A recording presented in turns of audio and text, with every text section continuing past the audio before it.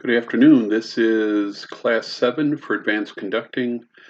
The date is April 28th, Tuesday. And as we get started here, just a reminder that this is your second to the last class. Last class I'm going to attempt to do is a Zoom meeting, and I will record that class and make it available if you'd like me to. But in that class, that's where you'll do your presentations. And also tie up some stuff, and then I'll hand you your final at that point, and also answer any questions that you have. So, research project and oral report. Your paper, 2,000 word minimum, 5 sources, 20-minute presentation with examples.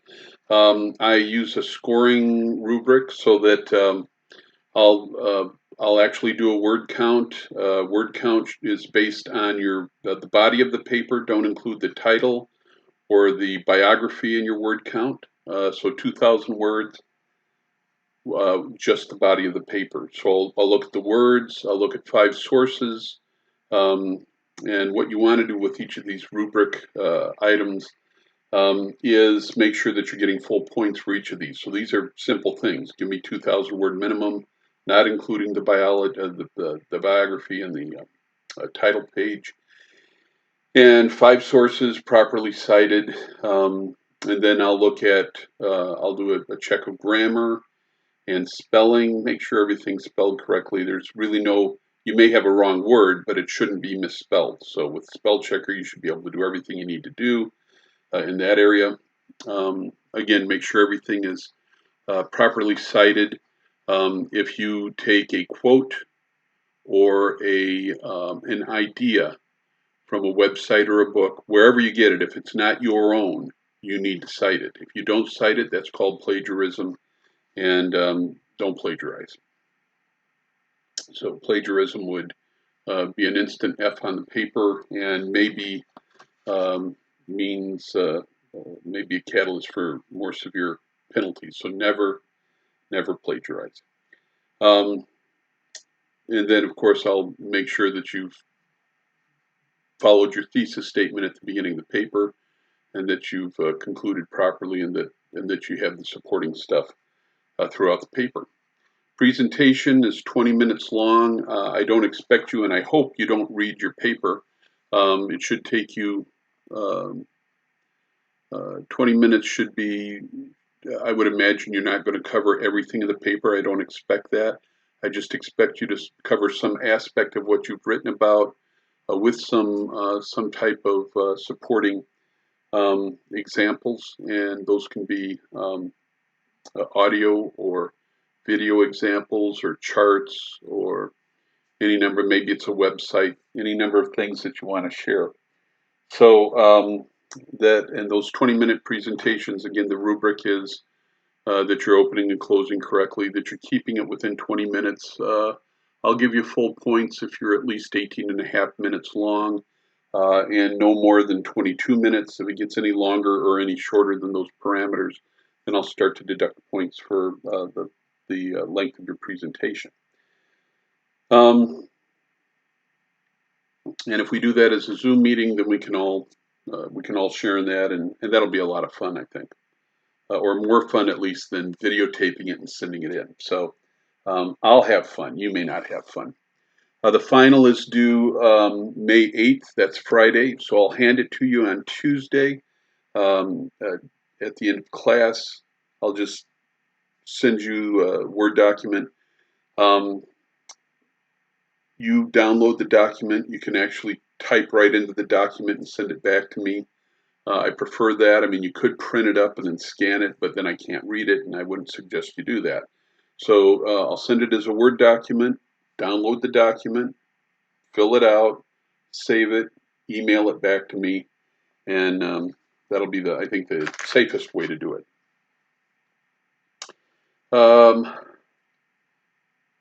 There will be, you'll notice if you look at Canvas, I have changed the final so that it used to be 5 points for a conducting final and 10 points for the written part of the final. And I really don't feel that it's as fair to use. It could be because we haven't done a lot of in-class conducting with feedback. So I hate to actually grade you on your conducting at this point. So I am going to, so since we've been more theoretical, I'm going to get rid of that conducting component, and you'll have the written test, and that's now 15 points. 15 points is 15% of your grade. So um, what else here? Let's see. There is no essay for this coming week for the no essay and no sing, play, and conduct. What I'd like you to do instead is concentrate on your research and your presentation, number one, and then also get the choral listening um, assignment done. And I'll go over that here. Um, I'll do it right now. So the choral music listening assignment. Um, what I expect from that is that you are going to take. Now there's six. Typically, when we talk about style periods, we talk about 6 style periods. The first being the antiquity or medieval period, antiquity plus medieval period. We're going to leave that off because over the course of your life, it's pretty rare that you're going to conduct something from the medieval period. There are a few pieces that are done, Machot's Mass, a couple pieces by some other composers. But for the most part, when you do get into that kind of music, you're actually kind of pre-Renaissance.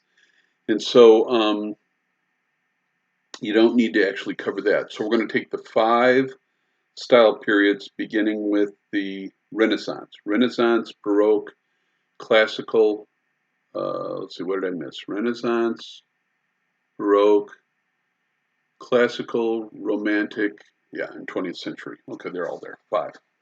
And you're going to listen to a half hour of choral music from each of those. Now you could throw in some instrumental pieces too, because instrumental and choral have some similar characteristics. So, but what I want you to do is talk about, first of all, I want you to list under each heading for each style period. So you're going to put Renaissance. And then you're going to list all of the songs, all of the pieces that you listen to and their YouTube connections. I'm assuming you're doing this all on YouTube. So you're going to put Palestrina and then a YouTube link, Palestrina, whatever Mass and whatever, YouTube link, and so that I can go back and actually check out the piece that you listened to where you got your information. So if in the course of doing this, I see some information and I think it's sketchy, and I think, oh, that's not really what happens in that piece, I'll go back and listen to the piece to make sure.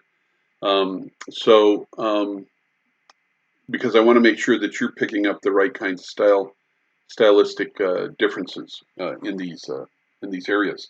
So you're going to have uh, it's going to be uh, classical slash sacred. I mean, all of this music is anything from the Renaissance through much of the Baroque is going to be sacred or mostly sacred. So, but we'll call that all classical. So you're going to listen to 30 minutes from each style period. Then your report's going to include the names of the pieces, the YouTube link to each piece, and at least 3 stylistic distinctives for those pieces. So you might put toccata and fugue in D minor if this were the advanced instrumental class. You could put toccata and fugue in D minor, Johann Sebastian Bach. You'd put the YouTube link to it, and distinctives would be it's a toccata and fugue. So the toccata is free form. There's no particular form to it. The fugue, there is a form. In its fugal form, you have a subject and an answer. You have the subject you have the answers coming back in real or tonal answers. It's contrapuntal. There are terrace dynamics. Um, uh, the piece was conceived linearly as opposed to horizontally. Melody or lines as opposed to stacked chords. That's and it was written for the organ. So one of the big distinctives of the Baroque period is um, that it is opera and idiomatic instrumental writing. That is music written specifically to take advantage or to exploit the characteristics of individual instruments. So Toccata and Fugue in D minor is written for the organ, and in fact, there isn't any other single instrument that you can play it on because you need all those voices and the pedals. So it's idiomatically written to take advantage of what organs can do or what they could do at the time Bach wrote it. So those are all stylistic distinctives, and they're applicable to the Baroque. Now, it's quite possible that there are examples of Baroque stylistic ideals in other style periods. As a matter of fact, there is. But there are certain distinctives that make something particularly Baroque. And so I want you to concentrate on those.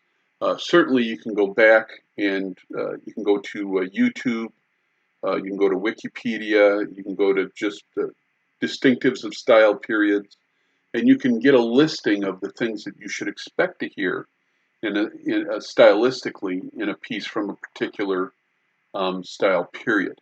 So you could certainly use those. I just want you to be able to find them and back them up when you list them with the pieces that you've listened to.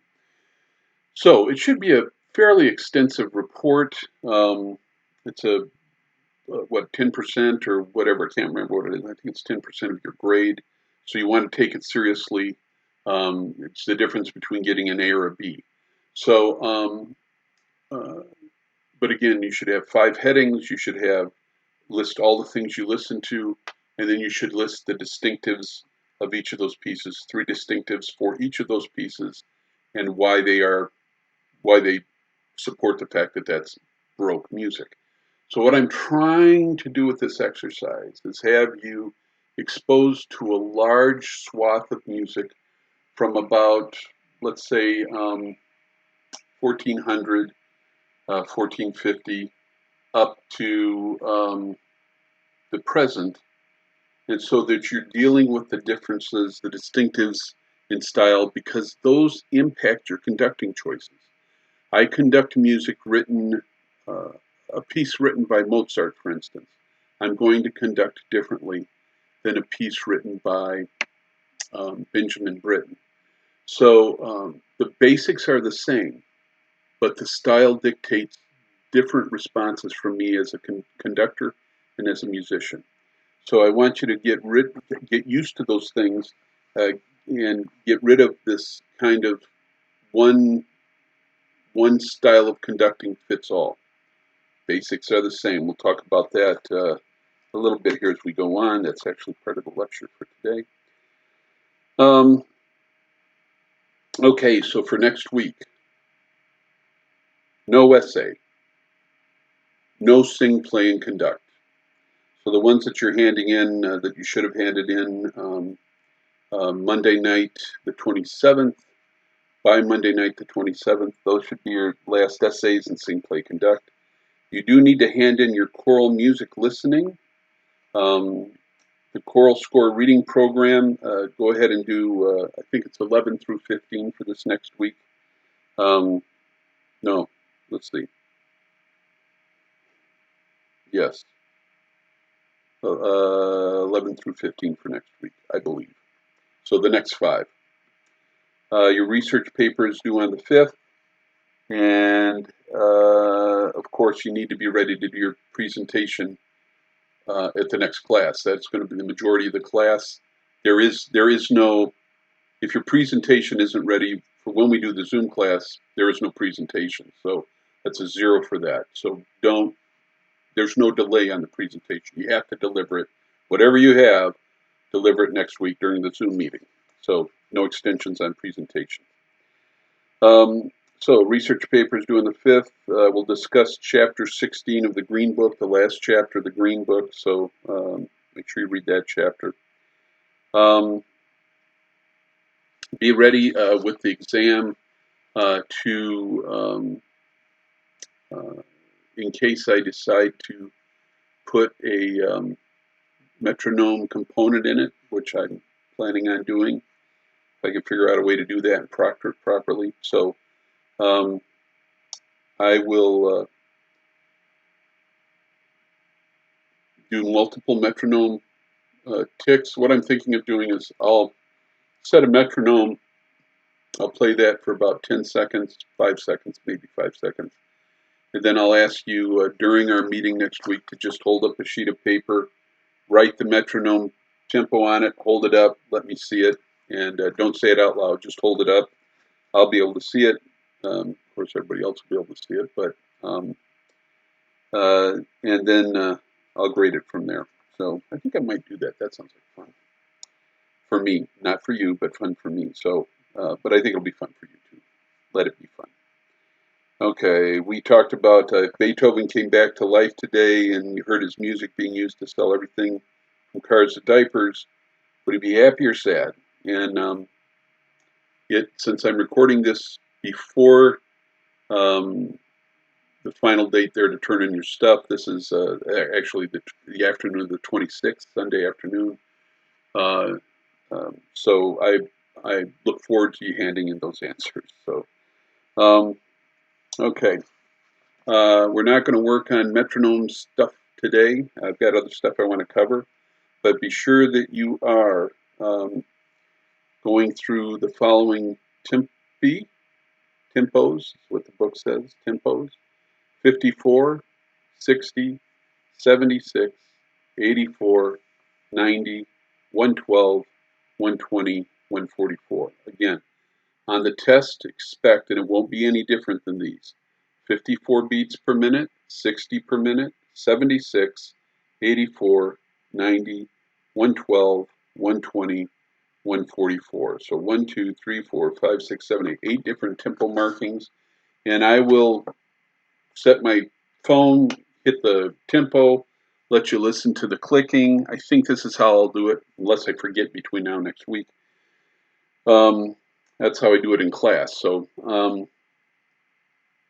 and you're going to let me know what that is. And again, I can grade that part of the test right as we Zoom together next week.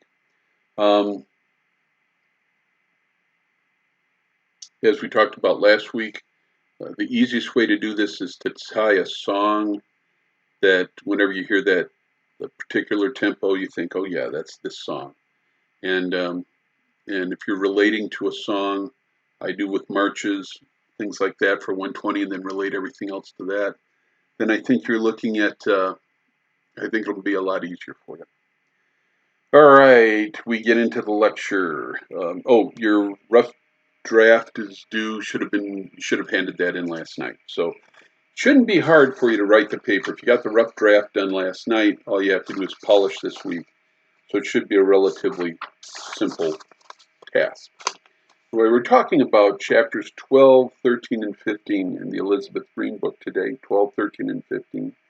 And again, as we talk about this, if you have some questions, email them to me. We can talk about that next week. As always, if there's any stuff that you want to talk about, email me. When we do the Zoom meeting next week, you actually may be able to ask questions at that point. If I don't know the answer, I will look it up and get back to you and let you all know what it is. Our clefs and transpositions.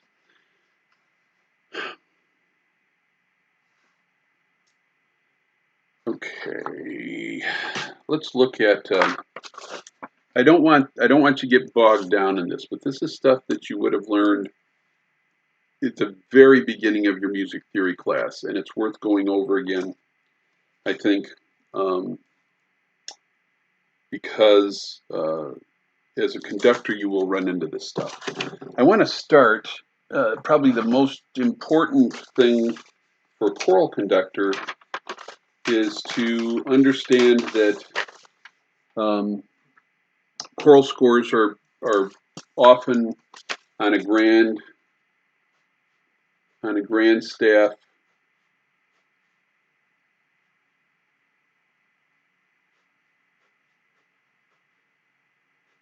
Okay.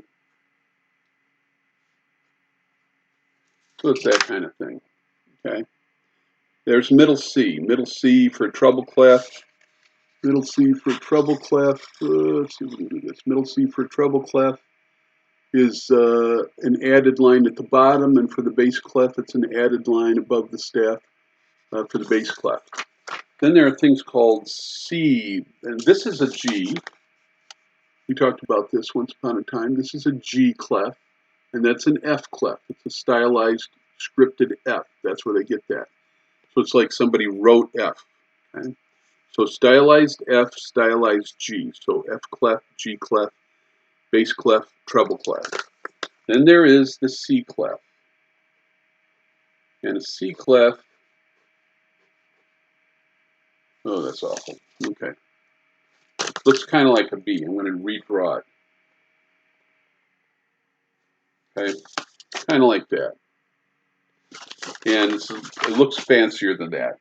But where this point is on the C clef, where that circle is, okay, that is what becomes C. So if I have a staff,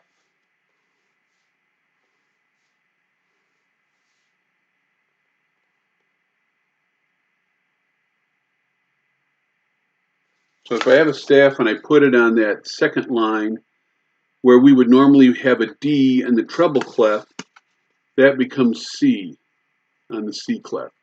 So these are fixed clefs. F clef, I'm sorry, F, G clef and F clef are 6 clefs.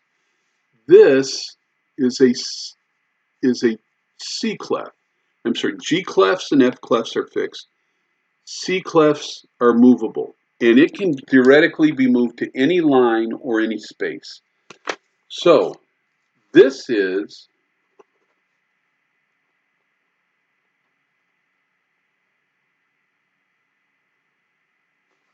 a C clef.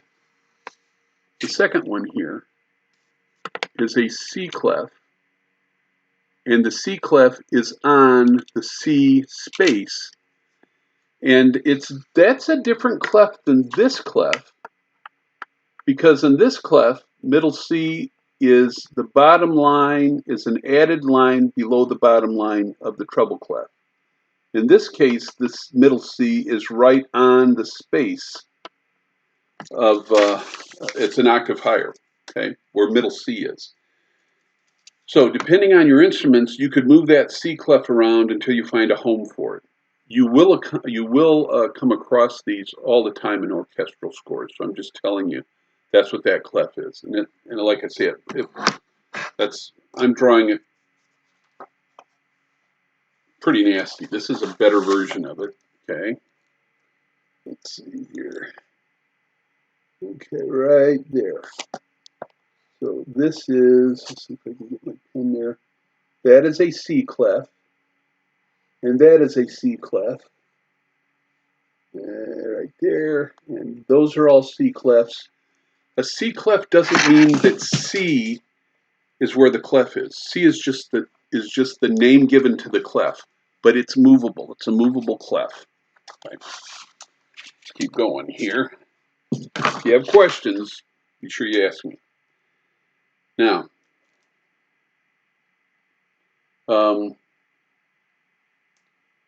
there is soprano and alto in choral music. Soprano and alto and bass are all pretty clear. Soprano and alto, I can't imagine. Matter of fact, I've never encountered in choral music soprano and alto being on anything other than a G clef. Sometimes on the same staff, sometimes on separate staffs, but always G clefs, and so middle C is in the same place on both those clefs.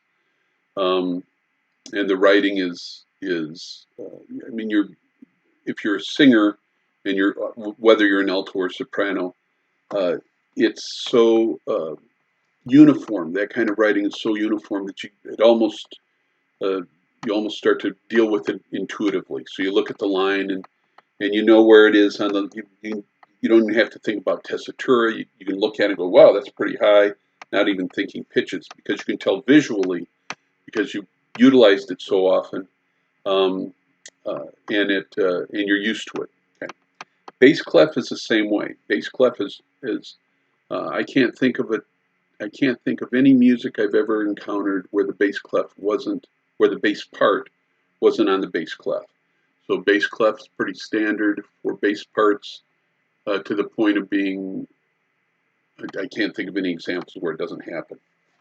Tenor is a completely different animal. Tenor tenor can be in the bass clef. It can be on the bass clef with the bass. You can have treble clef with sopranos and altos. You have a bass clef with tenors and basses. So first thing is it can be on a bass clef along with the basses. Second thing is if you have four clefs or four staffs, it can be G clef, G clef, G clef, bass clef. So to be soprano, alto, tenor, bass. In this case, the tenor is now on the treble clef. Now the problem with the treble clef and tenor is that tenors sing an octave below, typically, sopranos. So if you just have a tenor clef, or if you just have a G clef, a treble clef, G clef or treble clef, same thing. If you have a treble clef and the tenor part is written on it, you have to understand that it's sounding an octave lower than what's written. Doesn't work that way for the soprano or the alto. It does work that way for the tenor.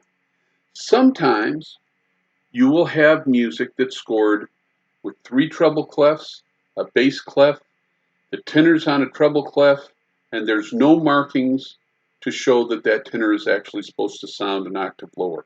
It's just assumed that you know that. More and more I'm starting to see that, but that's typically not the most common way to do it. The most common way to do it is to do this.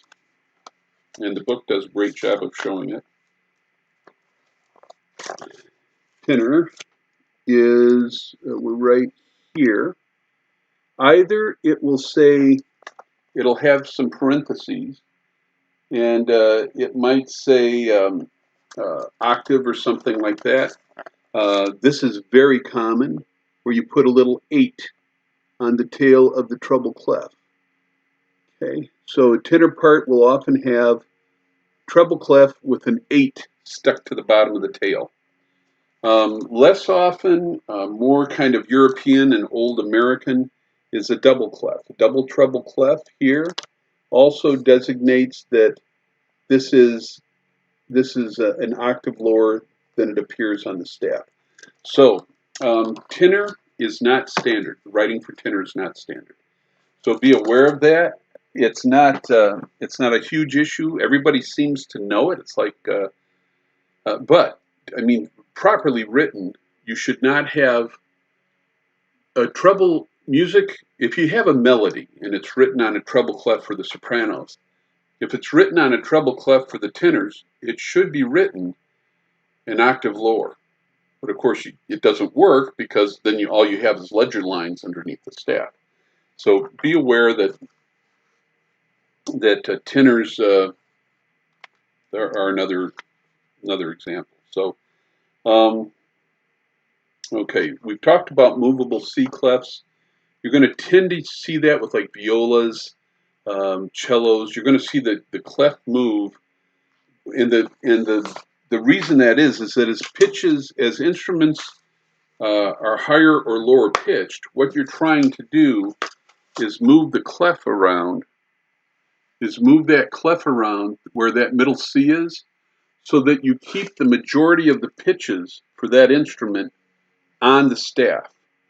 When you start adding lots of ledger lines, either below or above, it gets harder and harder for the singer or the instrumentalist to figure out what pitch that is. You can figure it out, but if you have to go, A, B, C, D, E, okay, it's an F.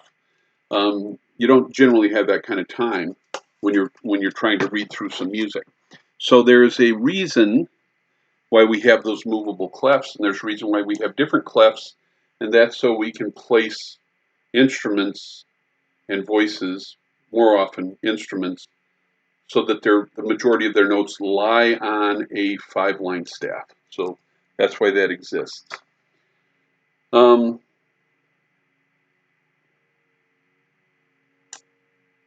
and you can go back. The book gives an examples of a viola clef, which is a C movable clef, and a tenor clef, which is a C movable clef, and where those lines actually, where middle C actually ends up. Transposing instruments. Okay, I started out as a trumpet player, so and I don't know that you guys have a lot of instrumental experience. So let's at least, you need to understand that this is the case, the way things work. Transposing instruments sound pitches differently than how they're actually written. The drop in pitch from middle C to for the name of the instrument actually tells you the instrument. So I played trumpet. Trumpet, 85% of the time, trumpet is pitched in B flat. There's a lot of C trumpets. There are some other specialty trumpets, but typically with the trumpet, you're dealing with a B flat trumpet. So that means that a trumpet player sees C, plays the note, and the note plays that what comes out of the trumpet is a B flat below that C. So it's a full step. So when a trumpet player plays music, um, and if you want to do Amazing Grace, and you want to do it in G, and you hand it to a trumpet player, and they play it in G, what they're actually playing is they're playing it in F. They're playing it a full step down. Now their brain is thinking G and seeing G, and if you don't have perfect pitch, it's not a big deal. But if you are a vocalist, you'll definitely know if something's pitched down certainly down a step and a half or 2 steps. You would definitely know that that's in a different key. So just be aware that there are some instruments that are transposing instruments, and then there are some instruments that are C instruments. C instruments are um, instruments that play in concert pitch. So a flute is a C instrument. So the flautist looks at the page of music, plays a C, and what they're actually playing is a C.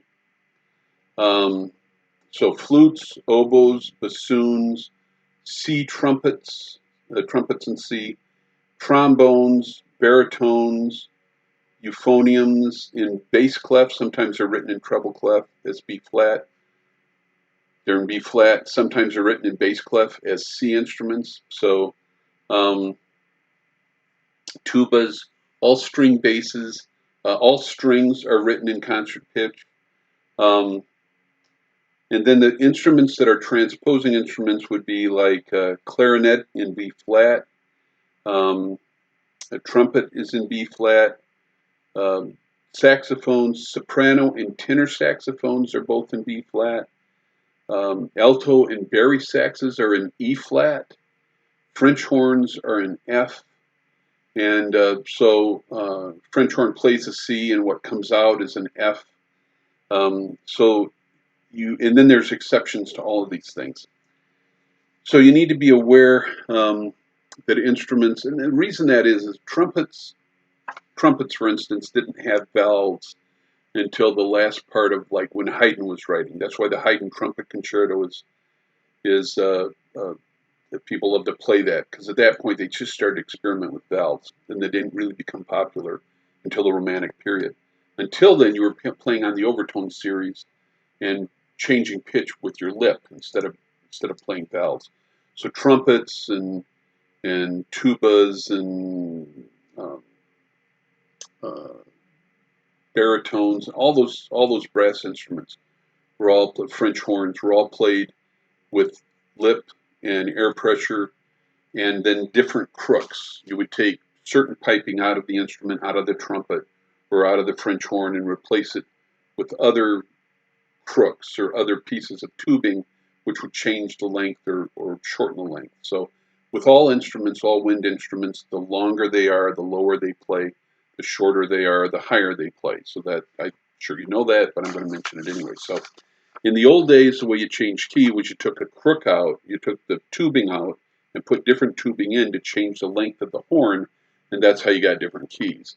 So that's why these different horns we still write for them in as transposing instruments. Scores. Scores can be transposed and they can be concert pitch. A transposed score is you open it up and you look down the list of instruments. So this is if you will conduct something in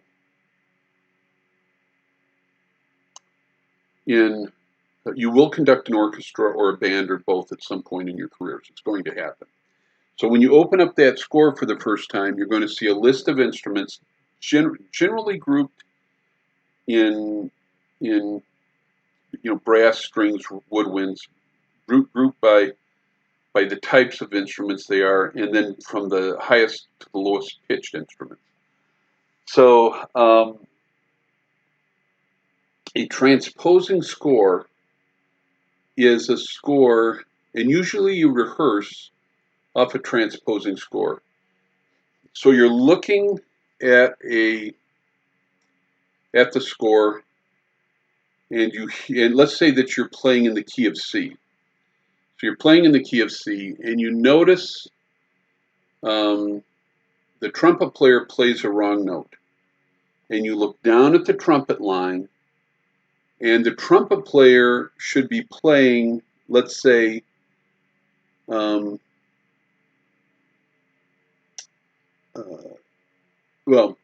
from the trumpet player's point of view, they're looking at the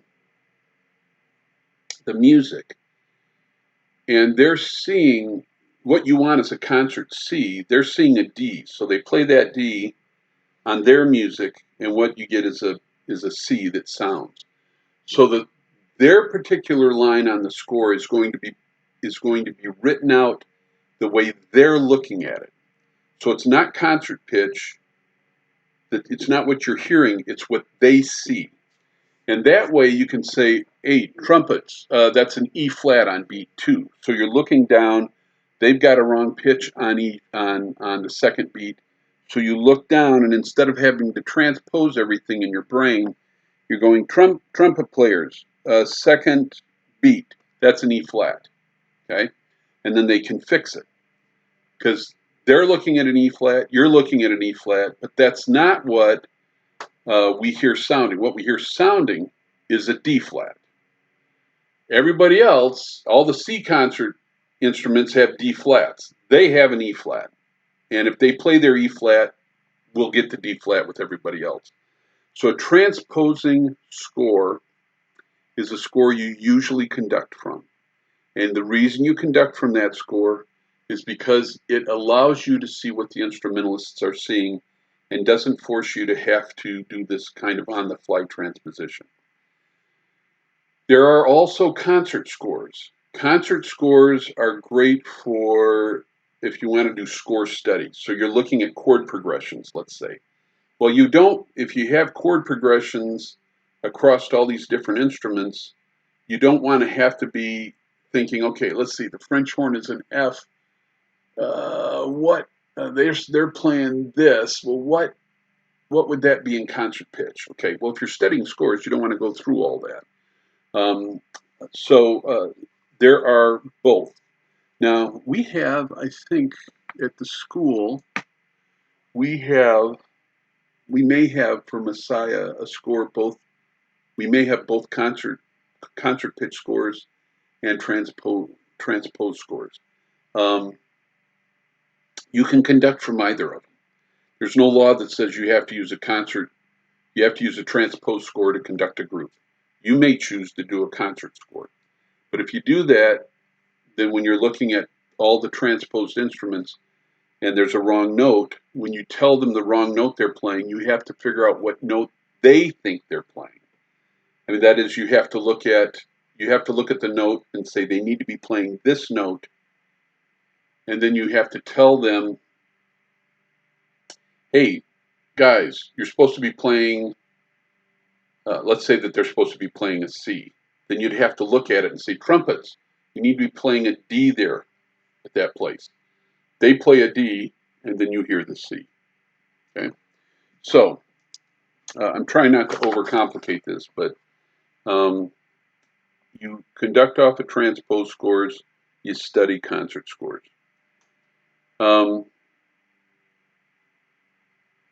the other thing is that when you're using, it's not as big a deal for a trumpet, but like with a horn is an F, and so you want to have when you're looking at when you're looking at a transpose score, you're actually looking at what the French horn player is seeing, and you'll see that the music tends to be on the staff. That's why they pitch it differently, or that's why they're transposed.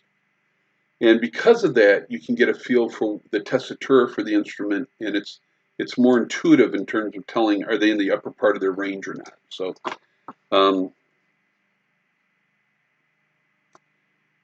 okay, let's see if there's anything that I need to,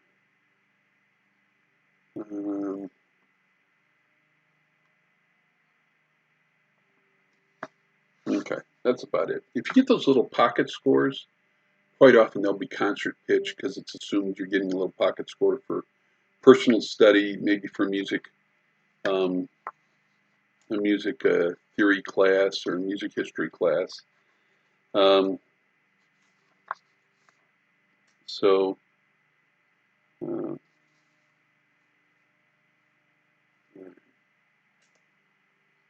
that's it about chapter 12. Don't panic about this. It's just it is what it is. Let's see.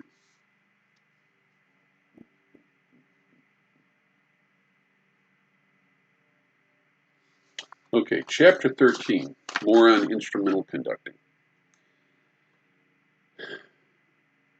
Band versus orchestra. You can conduct both. Okay?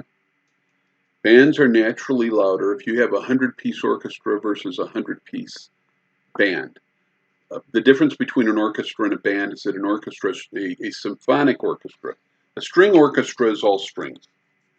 A symphonic orchestra is strings, woodwinds, brass, and percussion. A symphonic band is the same as a symphonic orchestra, except it doesn't have strings. There are no stringed instruments in a band. So symphonic band is no strings. Symphonic orchestra has strings. The reason a symphonic band is louder is because wind instruments are louder than stringed instruments. So if you have a 100-piece symphonic orchestra versus a 100-piece symphonic band, you have a lot more wind instruments, and the wind instruments are louder. Hence, the band is louder. Typical in a high school or junior high school, more and more high schools are having, and a matter of fact around here, high schools have stringed, have orchestras. Okay? Where I taught, my first education gig was at a junior high school, and we had an orchestra. But not everybody has orchestra programs. Orchestra programs are more expensive. The instruments can be more expensive. They're more fragile. They need more maintenance. It's just the way it is. But in the school district that I grew up in, we had a very dynamic band program. There was no strings. So there were no string instruments in any of the programs when I grew up. So it depends on the school district you're in, what they've decided to do. And but regardless, you need to understand how these things work, because at some point you're going to be conducting them for something. Let's see. In a band, um, bands, as I say, bands are naturally louder, and since they're similar in size. If you have a 100-piece band versus a 100-piece symphony, the orchestra is predominantly strings. And when you have a 100-piece band, all of those strings are replaced with wind instruments. So you have a lot more. You have many more clarinets, lots more trumpets. Um, you might have, uh, a whole basket full of flutes. And so because of that, you get these really large instrument families. Um, if you have 8 trumpets in your band, which is not unusual, you have 6 or 8 trumpets in your band, it means that when the composer scores for the band, they can score all of the notes in the same instrument. So if they have a chord and um, they want trumpets to play that chord, there's enough trumpet players to play a full chord and fleshed out chord with octave doubling. You don't get that with the symphonic orchestra. Orchestras might have 2, 3, or 4 trumpets. Orchestras might only have 2 clarinets, or a clarinet and an oboe. They may have 2 French horns. They may have, like I say, they may only have 2 flutes and a piccolo. And in a band, you might have 8 flutes. You might have 7 clarinets. And so you have these big groupings of instruments, and you can score completely different. And of course, if you're playing a chord and it's the same instrumentation playing that chord, it sounds completely different than taking a chord and spreading it out over different timbred instruments. So, other distinctives. Contrast in a band comes from brass versus winds. Um, uh, it's brass versus winds. Those are the 2 main groups, plus percussion. Percussion is usually much heavier in bands because bands are louder. You generally have more resources with percussion, more varied percussion instruments. The percussion players play more, and they play louder. So that's typical of the band. Orchestra, strings rule the day. With an orchestra, it's about the strings, and everything else is there to kind of complement the strings, and less use of percussion. Um, it becomes the strings versus the rest of the orchestra versus the winds versus the brass. Remember that most music that you're going to play or sing, 97 or 8%, let's say 95% of that music is tertian harmony. It's based on thirds. And since most of our chords are stacked thirds, either 3 or 4 stacked thirds, um, you have to understand that in choral music, when you only have 4 voices, generally all 3 of the voices are playing 3 different pitches or singing 3 different pitches, and the 4th voice is doubling one of those pitches. That's how choral music works. In instrumental music, where oftentimes you have a much wider swath of resources, all these different instruments and all these different instrument families, you still have the same chord structure. It's still 3 basic pitches. A 1 chord is a 1 chord, whether you have 100 people in a symphonic orchestra playing it, or you have a ladies' trio singing it. The 3 pitches are the same pitches. So don't be overwhelmed by all the notes on the page. When you look at an orchestral or a band score, don't freak out, because you can boil it down. If you start to do pitch analysis, you'll see that it's the same that there's just a whole lot of doubling going on across voices, but it's the same 3 pitches in a 1 chord, or the same 3 pitches in a 4 chord. And so when you're analyzing an instrumental score, you are looking for the 3 or 4 pitches that make up the underlying fundamental chord. All right, chapter 13. There's a whole lot else, a whole bunch of other stuff, a whole lot else. There's a whole bunch of stuff left in this chapter to absorb, read it thoroughly, but it really doesn't apply to us. It's just that in an advanced choral conducting course, you have to understand how to at least the basics of instrumental conducting, because you will need to. Okay, something the book doesn't talk about are terms that are particular to band and orchestra. Okay, so if you are in a position where you have to conduct a band or an orchestra, before you ever stand in front of that group, make sure that you take the score and look up every single marking in the score that you don't know what it is. So for instance, in an orchestral score, you might see ARCO, A-R-C-O, and that means with the bow. And you'll see it maybe after pizzicato section. So pizzicato section is where the strings are going boink, boink, boink, boink, and they're plucking instead of bowing. And so you'll see pizzicato, and that means, and then a lot of times you'll see dots on the notes like staccato. And pizzicato is the strings are going to pluck their instruments. Then you'll see arco. Arco means with the bow, and it means, okay, stop plucking and start bowing. That's common in an orchestral score. You need to know that if you're going to conduct, because you need to tell people stop doing that. You're supposed to play with the bow. Okay. Other things are you'll see divisi. A divisi is when you have a group of instruments that would normally be playing the same pitch, and you'll have on the score you'll have 2 notes on one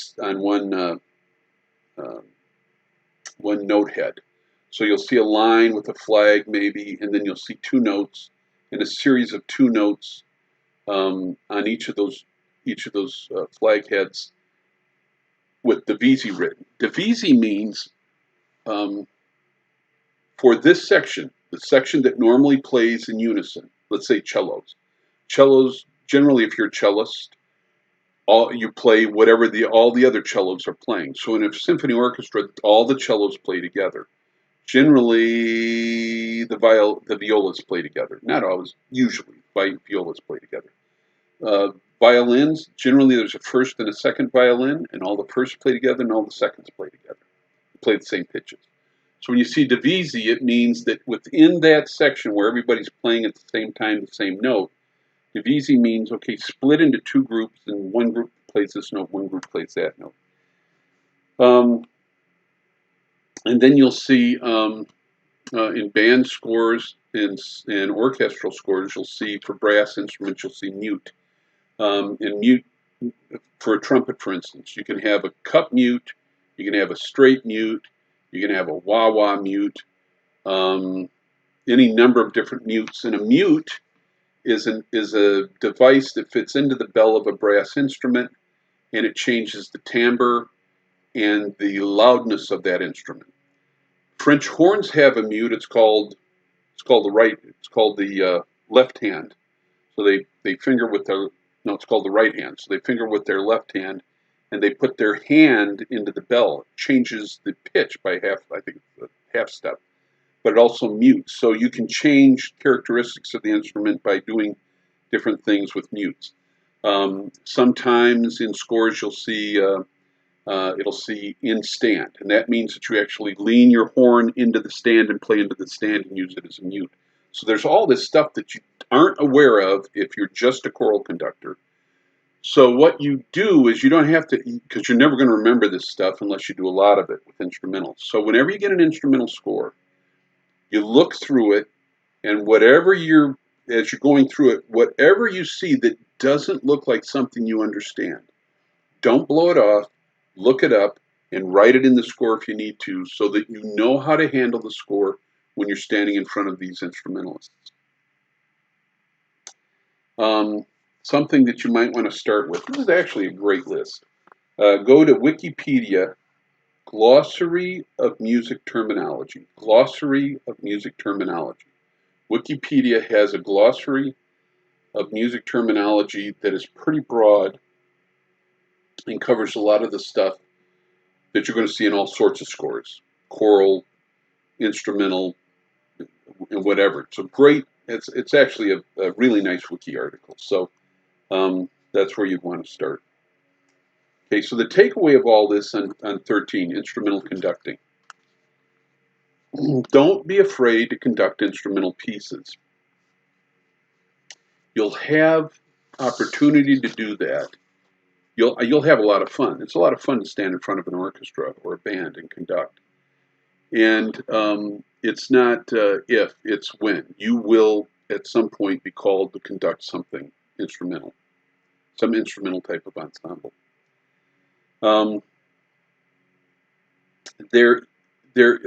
I'm going to use that as a segue into chapter 15. There is a difference in conducting orchestras, bands, and choirs. Just like there's a difference in French food, cooking French food, Italian food, and German food. There's a difference in cooking French, German, and Italian food. There's a difference between doing choral, band, and orchestra.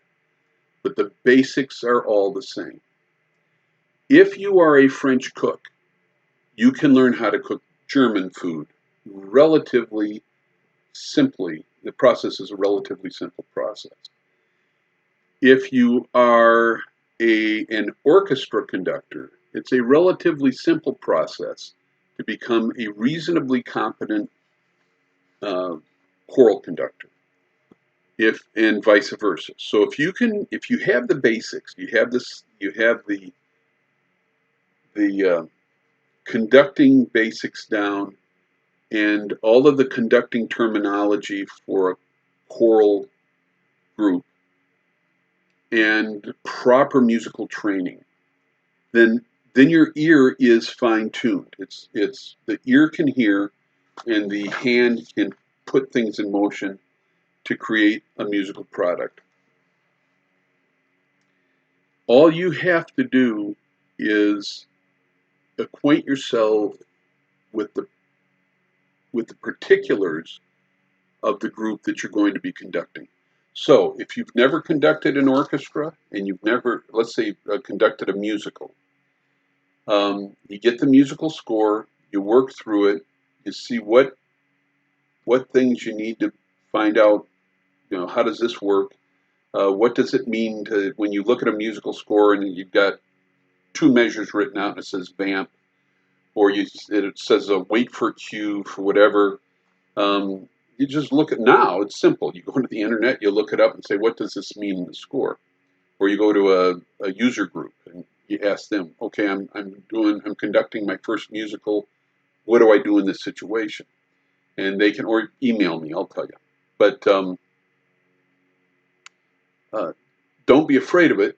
You already have the basics. Just find out what you need to know to conduct that particular thing. This is a little aside here. When I worked for Merrill Lynch, I had a partner, and my partner was from New York. He's from Long Island, and his dad was a public school teacher, and I think at one point he was an administrator too. So he was a public school teacher, and he was kind of a amateur philosopher. And one day I'm talking to my partner, whose name is John, and he said, and this actually impacted my life. It actually changed how I was engaging life at the time. And I was what was going on was I had bought a house and lived in the Southwest, and I needed a sprinkler system because it doesn't rain down there. You get 0.2 of an inch each month, so no rain. So if you don't water your grass is brown. So I thought, well, I need a sprinkler system. So I call up somebody to see about installing it, and they say, yeah, it's $50 an hour. We'll design it, we'll put it in. It's $50 an hour, and we'll we'll make the sprinkler system work for you. So I go back and I tell my partner at work, well, this is going to cost me a lot of money. Back when this would have been in the 90s, would have been a lot. It's a lot of money now. It was a lot of money then. And my partner said, "Oh, my dad would, just do what my dad told me." And I said, "Well, what did he tell you?" And he said, "Well, he said they're going to charge you $50 an hour, and then they're going to bring out somebody to work on it, and they're only paying them $6 an hour." And he said, "So if some guy making $6 an hour can figure out how to put in a sprinkler system, the guy that the sprinkler company actually hires to do the work, he said somebody with an advanced degree should be able to walk into a library, check out a book, and figure out how to do it too." And to make a long story short, that's when I figured out that there isn't a lot of hocus pocus and magic to skill sets.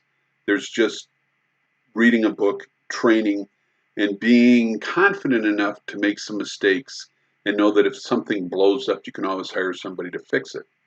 So up to that point, I was reliant on other people to fix things or to change the brakes in a car or whatever. I had another experience where I went in to a shop and I needed brake pads put on the car. And the guy said, "Oh," he goes, "I can do that." He goes, I said, "How much is it?" He goes, he looks up in the book and says, let's see, 2 hours of labor and this and this and this. Okay, it's $200 for the labor and $50 for the parts. I said, "Okay, $250 for front brakes." And I said, "Okay, well, so 2 hours of labor, huh?" He said, "Yeah." And I said, "Okay, well," and it's about 4:30 in the afternoon. And I said, "Well, you're getting ready to close, so I know you can't do it today." He goes, "Oh, no." He goes, "I can knock that out in half hour, 45 minutes. And I realized that what they're billing for, the 2 hours of work, isn't really 2 hours of work.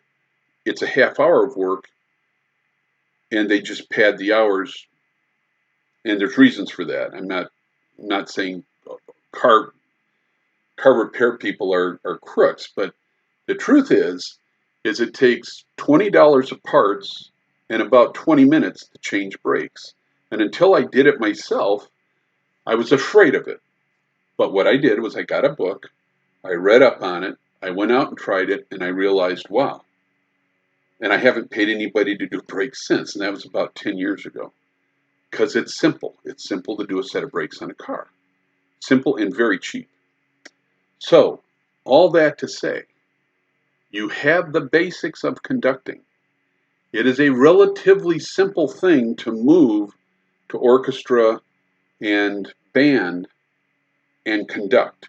Don't let specialization in choral music limit what you can do in terms of the music world. And I would say,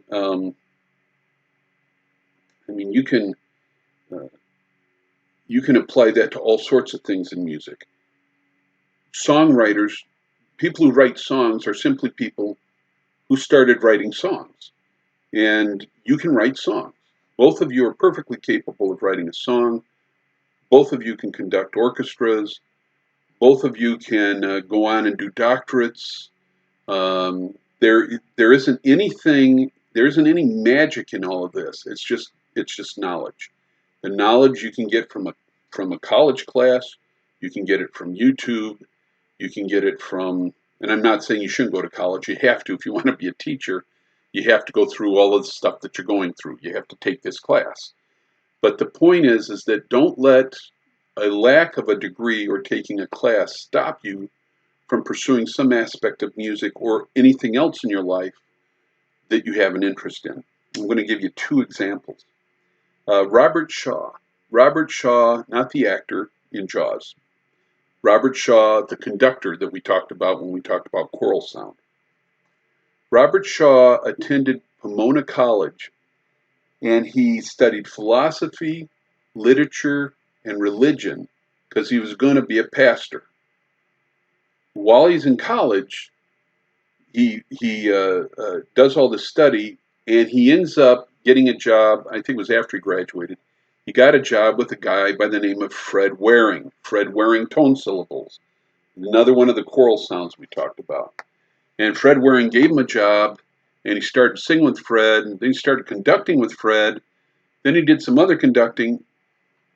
Robert Shaw is one of the premier instrumental, orchestral, and choral conductors of the 20th century. So if you were to list maybe the five best American instrumental and choral conductors in the 20th century, Robert Shaw would be in the top two or three. He's a brilliant conductor, and he had no formal school training in that area. But nobody would argue that he wasn't competent and he didn't know what he was talking about. We have right now Michael Stern conducts the Kansas City Symphony. Michael Stern conducts the Kansas City Symphony as one of the symphonies, one of the groups that he's a long line of conducting. He's conducted lots of groups. He's been a principal conductor of a number of orchestras. He's premiered works. He's very respected. We're fortunate to have Michael Stern as a conductor for KC Symphony. He's very accomplished and conducts all over the world. So Michael Stern, his dad was Isaac Stern, the violinist, and Michael Stern has an undergraduate degree in American history from Harvard. That's his training, a degree in American history from Harvard. Now, he went on, after he graduated, after a few years, he went on to study with some preeminent conductors and took some summer workshops. And that's where he got his chops. Now, Isaac Stern is world famous as far as he was a world famous, still is, violinist. I think he's dead, but anyway, or very old. But Isaac Stern, I'm sure, having Isaac Stern as your dad, opened up doors for Michael Stern that maybe you don't have that advantage. But the point is that the musical world readily accepted a guy that had no formal training in music. And Michael Stern is a fabulous conductor. He went out and learned what he needed to learn to do what he does. So if he can do that, and you actually have real degrees, you'll have a real degree in music and education. There's nothing to limit what you can do with this, except for one thing. The biggest limitations you face in music and in life, the biggest limitation you face, if you take nothing else from this class, it's this. Your biggest limitation is up here. If you understand that and you can overcome negative speak from your brain, the world really is your oyster. Now, I know the three of us, and I don't think any of us are going to end up being NBA basketball players. I'm not saying that. I'm not saying you can. I'm not going to give you the line that you can be anything you want to be, because that's not exactly true. I will never be a mommy, and I mean, I guess no. I don't expect science to develop to that point in my lifetime. I will never be an NBA basketball player. I will never be, at this point in my life, I will never be an astronaut. Okay?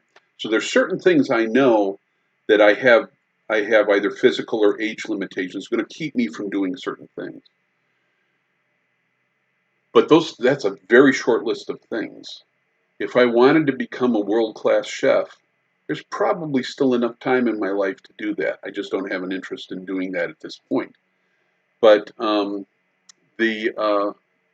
telling you, this is what limits us, nothing else. So go do what you want to do. Do it in music, and don't talk yourself into limiting what you can do. Okay, lastly, and just this, there is a difference in how one conducts for different style periods. The basics are the same, but the music is distinctively different enough to warrant our attention. This is why I have you doing the listening assignment. Bands and choirs have to breathe. Orchestras don't.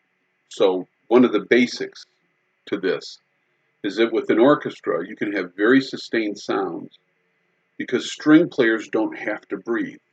They just keep rebowing. Okay? But bands are all wind instruments.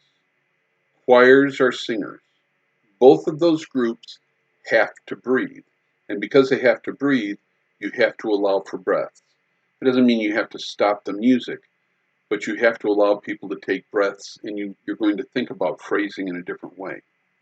So there's lots of other differences, but that comes with study, reading a book or two, studying what the great composers and great conductors say about these things. And there's just be aware that those differences exist. Okay, I want to talk a little bit about dynamics. Um,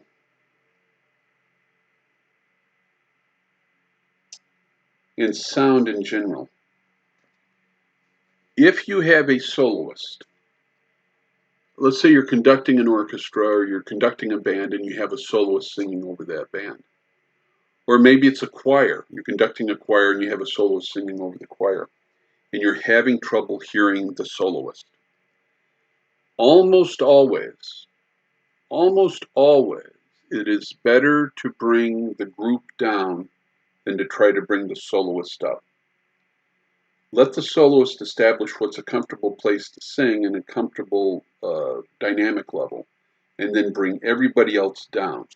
Now, the reason I mention this is because our tendency in everything is to raise the voice that we want to hear more clearly. This actually applies to just about anything in music. So if you are at a church and you're running the soundboard and somebody says, I can't hear the pianist or I can't hear the singers, usually at that point, a sound technician will try to turn those people up. That is the wrong way to handle it. Almost always, it's a better choice to bring everybody else down. So when you can't hear the worship pastor or the worship leader, or you can't hear the background vocalists, or in the case of, as a matter of fact, I've actually had this conversation with the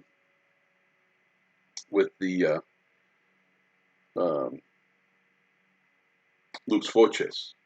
When Lux Voces was having their sound problems and I was brought in to listen, I said, okay, the singers cannot be heard. And I said, don't fix that by increasing the sound of the singers. Fix it by bringing everybody else down so that you can hear the singers. And made it a mince.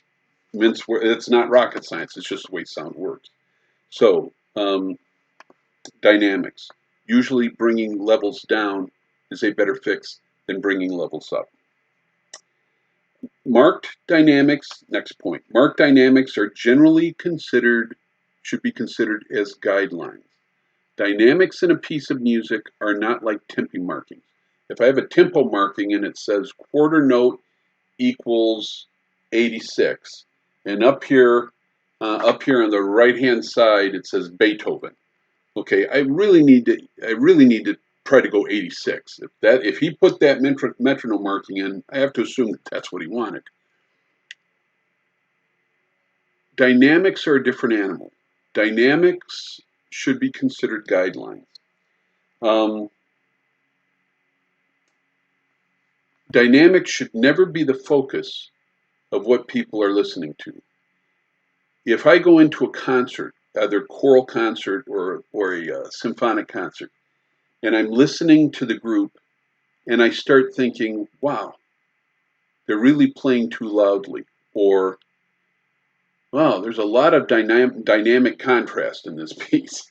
If the dynamics become the thing that I notice, then the dynamics have been overdone. The dynamics should never be the focus of the music. The dynamics should be there to support the underlying musical ideas. So the dynamics are there simply to allow the music to make sense. Okay, so just be aware of that. So um, you actually have to have real dynamics, but dynamics are relative. Um, you may, even within the same group, you may have a choral group that sings more loudly in rehearsal, but then when you go to the gym to do the concert, you have to bring the sound level down a little bit because um, because of the acoustics. I mean, there's all sorts of ways that you're going to all sorts of situations where you might have to adjust the dynamics. Just be aware that they're guidelines. In the past, composers marked scores. We're still talking about dynamics. Marked scores with block dynamics. That is, it would say at the beginning, it might say forte, and they'd give everybody a forte. So everybody sings forte or everybody plays forte. And then at letter B, they drop it to pianissimo, and everybody has pianissimo. Okay, so that's called block dynamics, where every section is, or every, all voices or instruments are playing at the same dynamic level all the time. That has changed a lot, and composers are finally starting to mark individual dynamics for different voices. So you might have um, altos, tenors, and basses singing piano, while you have the sopranos marked mezzo piano. And that tells you a lot about what the composer's intentions are. We would normally know that the melody should carry over everything else.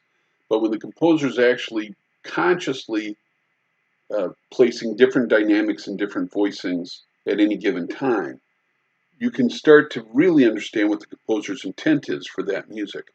And so that when you see something like the piano, the sopranos and altos are both marked mezzo piano, but the tenors and the basses are marked mezzo forte or forte. Well, you know that there. Matter of fact, I just did a song with the choir, with my choir at church, and I had the altos were marked, I think, mezzo forte, and the sopranos were marked soprano one and soprano two was marked pianissimo at the same time in the score. So a lot more of that's happening now, and it's just an indication of the composer trying to be more clear in how they're and what they're placing the score. Um,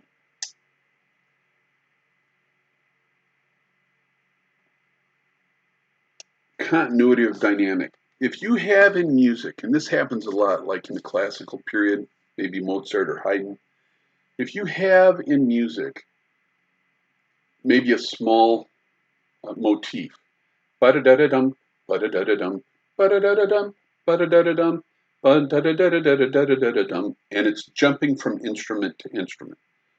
So strings go ba-da-da-da-dum, and then the flute goes ba-da-da-da, or the bass goes ba-da-da-da-dum, the flute goes ba-da-da-da-dum, and then it goes back to the strings ba-da-da-da-dum. Okay. Continuity of dynamics says, regardless of what's written, each of those groupings should be the same volume. Now that means that if you have 15 strings and 2 flutes, it doesn't mean if it's marked mezzo forte for the strings and mezzo forte for the flutes, that the 2 flutes play their mezzo forte and the strings play their mezzo forte. That is not what it means. Continuity of dynamics says that everybody should be at a level that is equal. So for the flutes, they may have to play a little louder than mezzo forte, and the strings may have to hold back and play a mezzo piano. And that way you'll get balance between the sections. That's just continuity of dynamics. And I think that's probably obvious, but I'm saying it because there's actually a name for it. Sometimes composers add and subtract. Sometimes composers control volume by adding and subtracting resources. They add instruments, they take instruments away. Or they add instruments and increase pitches in those instruments, which generally are higher, louder part of the range, or they lower the pitches and take instruments away for a decrescendo. So be aware of that. Sometimes you have sections marked piano going to mezzo piano, maybe to mezzo forte, then coming back down to piano.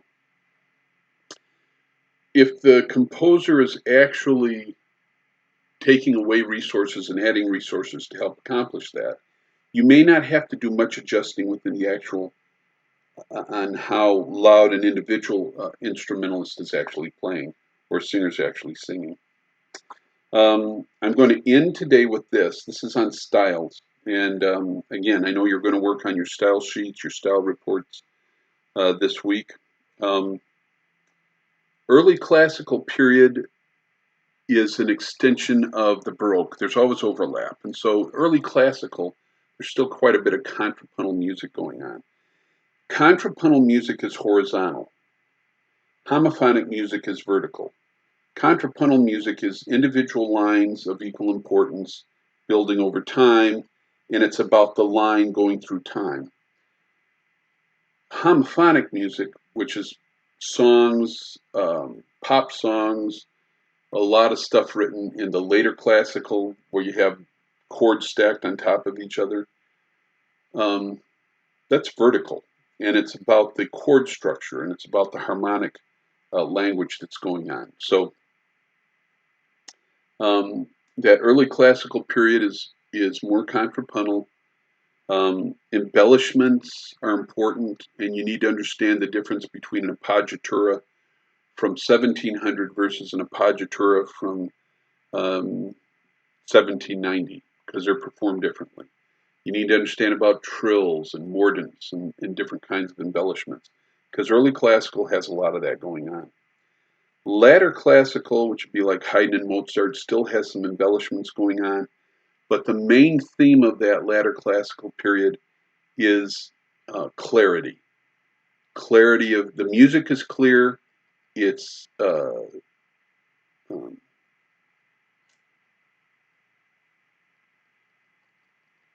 highly structured. It's symmetrical, and that's the way that music works. Romantic music has long, steady, rising crescendos and intense climaxes, and it just has this expanding emotional vocabulary. That's romantic. That's what we call it, romantic music. Contemporary period is all about experimentation. We've already talked about the Baroque. Baroque being two things: opera and idiomatic instrumental writing. Renaissance, church-driven, but church-driven, and the music's being written to take advantage of these big cathedrals that had popped up around Europe. Okay, contemporary music is about experimentation, and that experimentation is driven by what's going on in the world events. So when we get to the end of the 19th century, the end of the 1800s, Beethoven and Brahms has dominated that music, and people feel that there isn't a whole lot left to explore in terms of tonal music. And so they start to take it apart. Lots of experimentation. But it's also a time that's the whole of society. 1800s into the early 1900s, there's lots of experimentation, lots of outside of music, lots of technological advances. TVs were invented. The whole TV system was invented in the 30s. So all of this inventing and technology and transistors in the 50s, computers coming out of the transistors, all that stuff is impacting life in the arts. And so it's these world events and innovations that are driving the experimentation and innovation in music. So the atomic bomb goes off, and we have all of this kind of existential expressionist music that arises from that. There's drug use in the 50s and the 60s. We get minimalism, and a lot of the stuff that comes at that time, 50s and 60s, all the isms that kind of arise from that. There is anarchy in certain political realms, and of course in music, we get Rite of Spring and things like that from Stravinsky, 1917 or 1918, whenever we had that. So that's the contemporary period. It's about experimentation. So the music styles don't happen in a vacuum. Art um, often, almost always, reflects what's going on in life.